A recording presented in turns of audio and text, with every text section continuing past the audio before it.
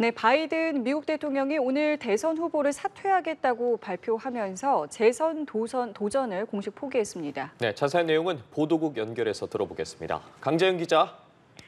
네, 바이든 대통령은 현지 시간 일요일 오후 자신의 소셜미디어에 성명을 올리며 재선 도전 포기를 알렸습니다. 바이든 대통령은 미국에서 56년 만에 재선을 노리다가 중도 포기한 현직 대통령이 됐습니다. 바이든은 재선에 도전하는 것이 내 의도였지만 후보에서 물러나 남은 임기 동안 대통령으로의 의무를 다하는 데만 집중하는 것이 당과 국가의 최선의 이익이라고 믿는다고 말했는데요. 그러면서 이번 주 후반에 국민들께 보다 구체적으로 설명할 것이라고 덧붙였습니다. 바이든 대통령의 후보직 사퇴는 지난 27일 첫 대선 후보 TV 토론 이후 약 한 달 만입니다. 당시 토론에서 말을 더듬고 발언 중간에 맥락 없는 얘기를 하는 등 고령으로 인한 바이든의 건강과 인지력이 논란이 됐습니다.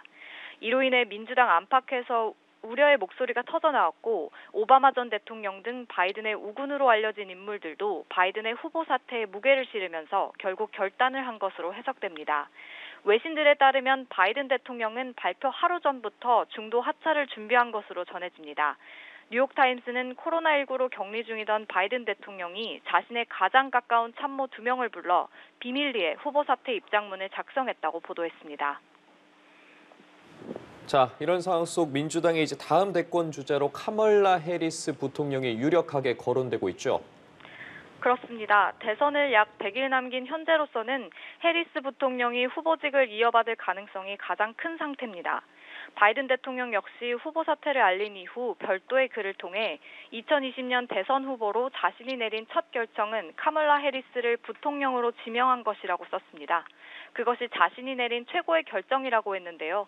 바이든 대통령은 그러면서 해리스 부통령이 민주당 대선 후보가 되는 것에 대해 전폭적인 지지와 지원을 표명한다고 말했습니다.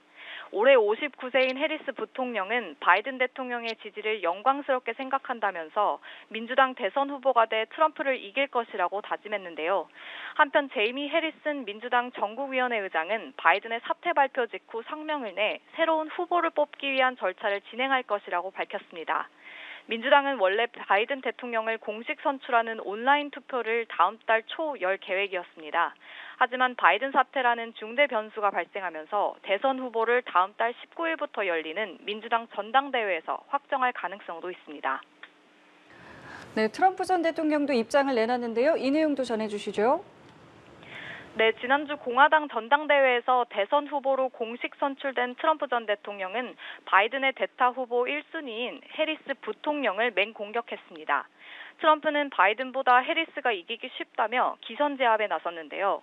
또 바이든 대통령을 향해선 역사상 최악의 대통령이 될 것이라고 독설을 퍼부었습니다. 바이든 대통령의 전격 사퇴로 전 현직 대통령의 리턴 매치는 수포가 됐고 미국 대선은 이제 경랑에 휩싸이게 됐습니다. 지금까지 보도국에서 전해드렸습니다.